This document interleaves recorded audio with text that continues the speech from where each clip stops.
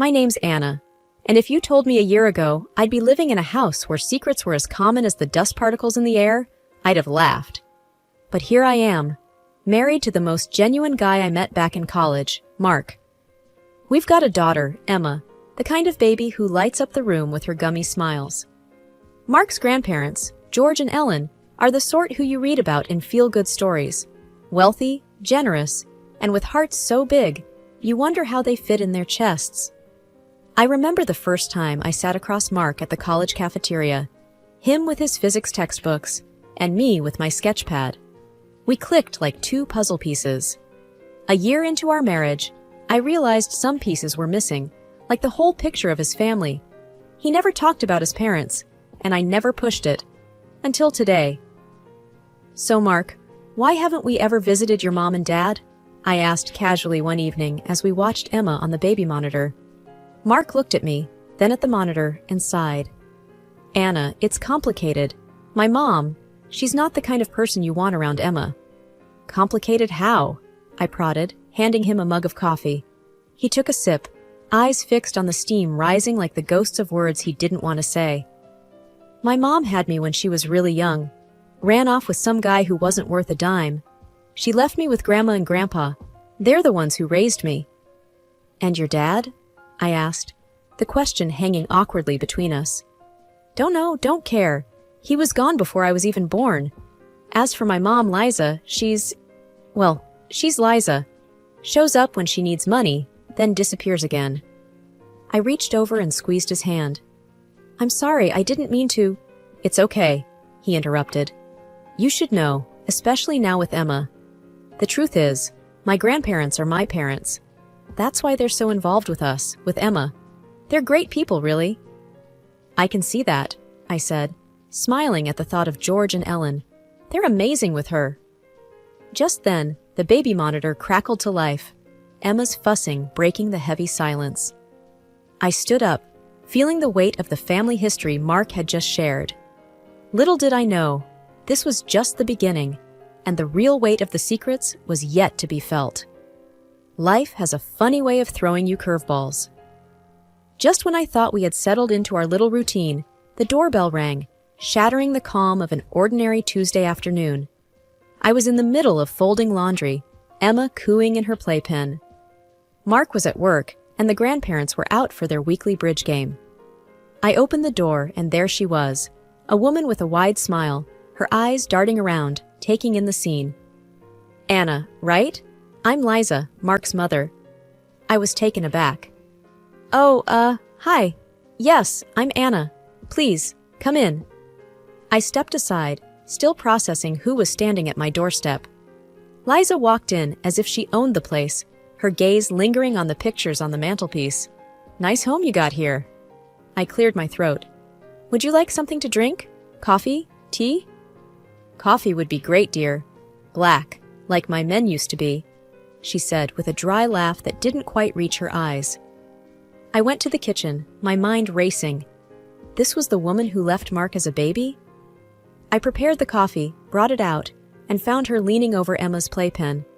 Emma was looking up at her, curious and unafraid. She's a cute one. Looks like Mark when he was a baby, Liza said, straightening up as I handed her the mug. Thank you. She's our little bundle of joy, I replied, forcing a smile. So, how long are you planning to stay? I ventured, trying to sound hospitable. Liza sipped her coffee, looking out the window. Not long. Just wanted to see my granddaughter. And my son, of course. I nodded, not sure what to say. Then, as if remembering something important, Liza turned to me with a more serious look.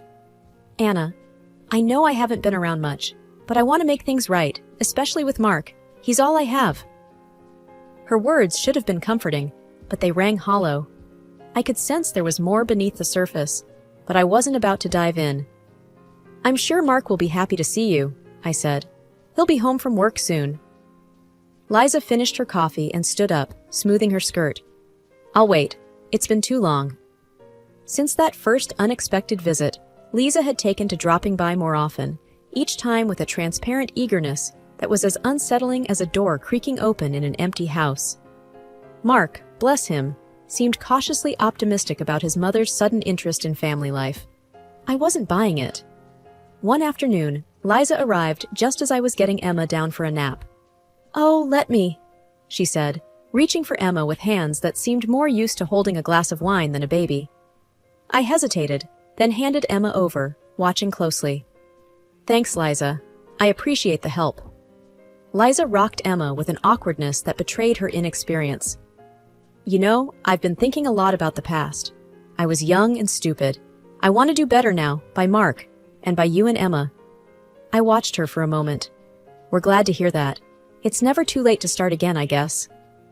Mark came in from the other room, pausing as he saw his mother with Emma. "Mom? What are you doing here?" "Just visiting my granddaughter," Liza said, her voice taking on a sweeter tone. "And trying to help out. I want to be involved, Mark. I want to be part of her life." Mark looked at me, a silent conversation passing between us. That's great, Mom. We want that too, don't we, Anna?" I nodded, the word yes feeling like a stone in my mouth. "Of course," I managed to say. "Family is important." As Mark took Emma into his arms, Liza smiled, but her eyes darted quickly to the family photos on the wall, lingering on the pictures of Mark's grandparents. Later, as we sat down for a cup of tea, Liza brought up the topic of her parents. "Your grandparents are still living in that big old house of theirs, right, Mark?" "Yeah, they love it there. It's their home," Mark said. "I was thinking, maybe it's time for a family reunion. It's been so long since we all got together," Liza suggested, her voice casual. Mark and I exchanged glances again. "We could think about it," I said, the unease in my stomach growing. "It could be nice." It was a Tuesday evening, just like any other, with the gentle hum of daily life winding down to its restful pace. Emma had finally given in to sleep, her little chest rising and falling in the soft glow of her nightlight. I was alone in the stillness.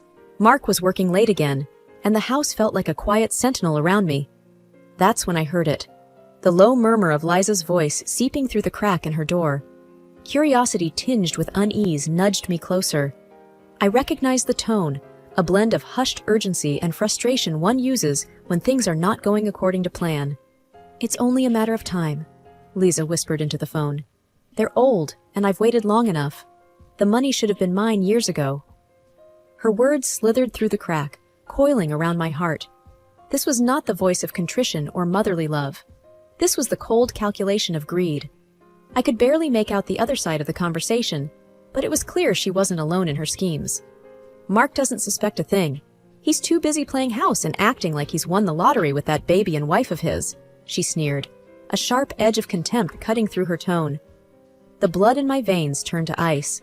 This was the woman who claimed to want a fresh start, who had looked at my daughter with feigned affection.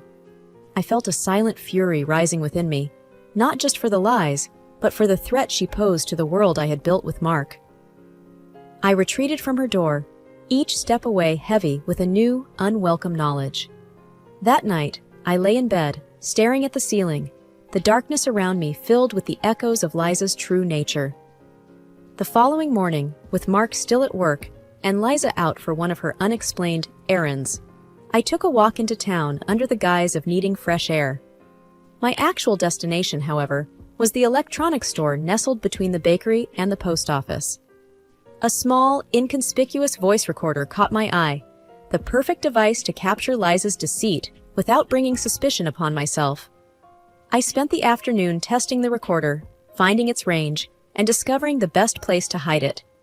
It needed to be somewhere close enough to catch her words, but hidden from her prying eyes. As the sun dipped low and the sky painted itself in shades of dusk, I found the spot, a small nook behind a family portrait on the living room shelf. That evening, as we all sat down to dinner, Liza playing her part to perfection, I felt the weight of the recorder in my pocket. It was a weight filled with purpose. I exchanged pleasantries and laughed at the appropriate moments, but my mind was elsewhere, focused on the task at hand. After dinner, as Mark tended to Emma and Liza excused herself to her room, I slipped the recorder out and placed it in its hiding spot. The red light blinked once, then steadied, a sentinel in the night. Days passed, and each night I retrieved the recorder, scanning through the audio with bated breath. It picked up mundane conversations, snippets of daily life, Until one evening, it captured exactly what I'd been waiting for. Liza's voice, crisp and clear, laced with venom. "I just need them to sign over the trust fund, then I can get rid of this charade. They think I care about the baby? Please, once I have what I need, I'll be free from all this." My hands shook as I listened. There it was, proof of her malice. With the recorder safely back in its place, I knew what I had to do. I had to wait for the right moment, for the undeniable evidence that would strip away her mask once and for all. A couple of days after planting the voice recorder, I was doing chores around the house while Emma was napping in her crib. Liza thought she had the house to herself. Mark was at work, and I was supposedly out running errands. Quietly, I had stayed behind, a silent guardian lurking in the shadows of my own home. From my hidden spot, I could hear Liza pacing back and forth in the living room. She stopped by Emma's crib, and her voice, laced with disdain, broke the silence. "You're just an ugly doll, aren't you? Another pawn in their perfect little family," she muttered. I couldn't take it anymore. I stepped into the room, my voice tight but controlled. "How dare you speak about Emma that way?" Liza spun around, startled, her expression twisting into a sneer. "Oh, the perfect mother has heard me. What are you going to do? It's the truth. That child is nothing but a burden." I felt my hands ball into fists. The effort to keep from shaking was immense. "Emma is a beautiful, innocent child. She's your granddaughter." "That doesn't mean anything to me. She's just in the way." Liza spat back, her eyes cold and calculating. "Why are you even here, Liza? What do you want from us?" I demanded, trying to keep my voice steady. Liza's gaze shifted, a flash of panic betraying her facade. I just want what's owed to me. That's none of your business." "It is my business when you're talking about my daughter and my husband," I said, standing my ground despite the turmoil inside me. She scoffed. "Your husband? If it weren't for him, I wouldn't have to worry about my future. I should have never had him. All he's ever done is cost me." The harshness of her words stung, but I knew I couldn't lose my composure. "You should leave, Liza. This is our home, and you're not welcome here if you can't respect us." Liza's eyes darted to the door and back to me. "This isn't over," she hissed before storming out, her departure leaving a trail of tension in the air. The evening of the revelation had arrived almost like any other, except for the tension that hummed through the house like electricity before a storm. We were gathered around the dinner table, Mark, his grandparents, Emma snug in her high chair, and Liza, draped in her best attempt at humility. The clink of cutlery on plates filled the air as George and Ellen, Mark's grandparents, praised Liza's newfound maternal instincts. "It's just wonderful to see you taking an interest in your son's life again, Liza," Ellen said, a smile of relief playing on her lips. Liza beamed, basking in the glow of the undeserved commendation. "Thank you, Mom. It means a lot to me. It's all about family, isn't it?" I exchanged a glance with Mark, who looked as if he was trying to convince himself that this was real, that the mother he had longed for was finally here. "Yeah, family is everything," he echoed, though his eyes didn't quite meet hers. As the main course was cleared and dessert was served, a lump formed in my throat. It was now or never. I excused myself to get Emma a bib from the living room, my hands trembling as they grasped the recorder. With a steadying breath, I returned to the dining room, the device concealed in my palm. "Actually, there's something I'd like to share," I announced, my voice cutting through the pleasant chatter. All eyes turned to me, including Liza's, which narrowed ever so slightly. I looked at Mark, giving him a silent apology for what I was about to unveil. Then, with a click, Liza's voice filled the room, the same biting words from the recording echoing off the walls. "Should have never had him. All he's ever done is cost me." The room fell silent, the air sucked out of it. Ellen's fork dropped to her plate with a clatter. George's face turned an alarming shade of red, while Mark sat frozen, his face pale as if he'd seen a ghost. Liza stood abruptly, her chair scraping back violently. "What is this?" she spat, her eyes darting wildly as she looked for an escape or an excuse. "Tell them, Liza," I said firmly. "Tell them how you really feel about your family." Mark finally found his voice, a mixture of hurt and anger. "Mom? What's she talking about? What is this?" Liza's facade crumbled, her shoulders slumping as the weight of her own words bore down on her. "It's nothing. I was just... It's not what it sounds like. But it is, Liza, I interjected. It's exactly what it sounds like. You only came back for the money. You don't care about us, about Emma. You said it yourself. The betrayal was stark on Mark's face, a portrait of a son coming to terms with the harsh truth about his mother. Ellen was weeping silently, her hands covering her mouth, and George? He stood up, the very picture of wrath aged, but not weakened by years. Get out, he said, his voice low and dangerous. You are no daughter of mine.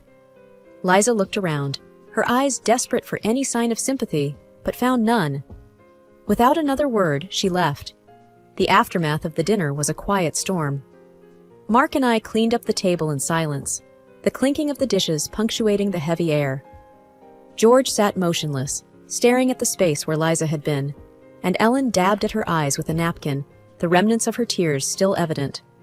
I can't believe she would say those things, Ellen finally whispered, her voice a fragile thread.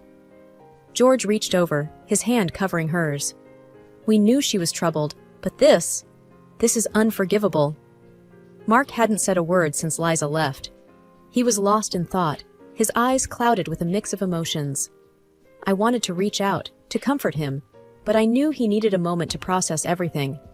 Finally, he spoke, his voice hoarse. I'm sorry, everyone. I thought maybe she had changed. You have nothing to apologize for, I told him, placing a hand on his arm. We all wanted to believe in her, for your sake.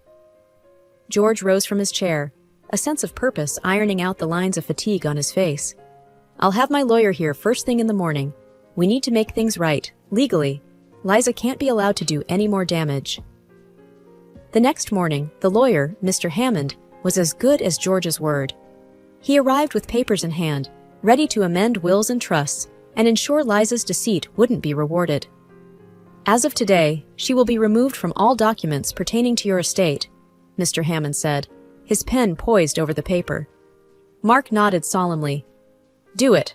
I don't want her to have any claim to anything after what she's done. And what about you, Mark? Mr. Hammond asked, looking up. This will mean a significant change in the distribution of assets.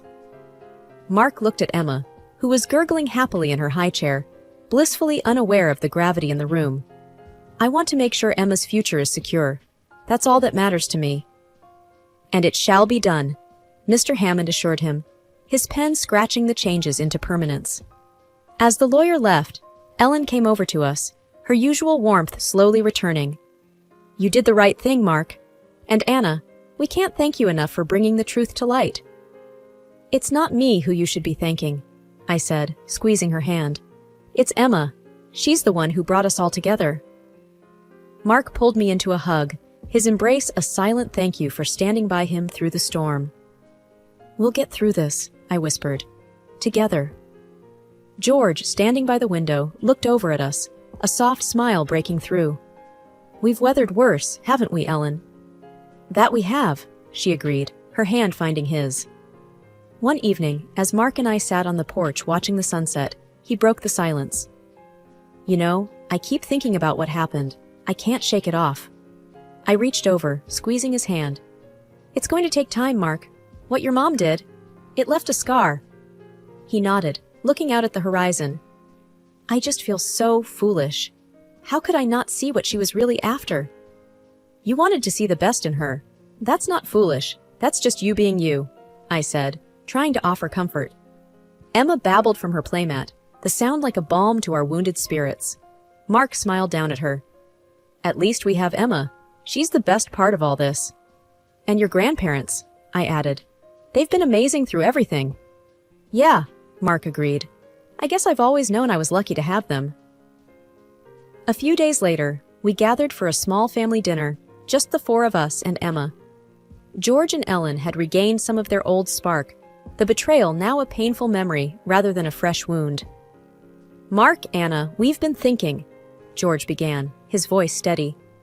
We want to set up a trust fund for Emma, for her education, her future. That's very generous of you, I said, touched by their thoughtfulness. Mark was quiet for a moment, then looked up with tear-filled eyes. Thank you. It means a lot, knowing she'll have that security. Ellen got up and came over to where Emma was trying to stack blocks with more enthusiasm than accuracy. "This little one is the future," she said, picking her up. "We need to make sure it's a bright one." The conversation turned lighter then, drifting to everyday things. The garden needing tending, the car making a funny noise, plans for Emma's first birthday. Normal life, with all its small but significant details. After dinner, as I put Emma to bed, Mark came in and wrapped his arms around me. "I don't know what I would have done without you, Anna. You've been my rock." I leaned back against him. "I'll always be here, for you and for Emma. We're a team." He kissed the top of my head, and we stood there in silence, watching our daughter sleep. The journey had been rough, the road twisted with deception and hurt, but we had come through it, not unscathed, but stronger.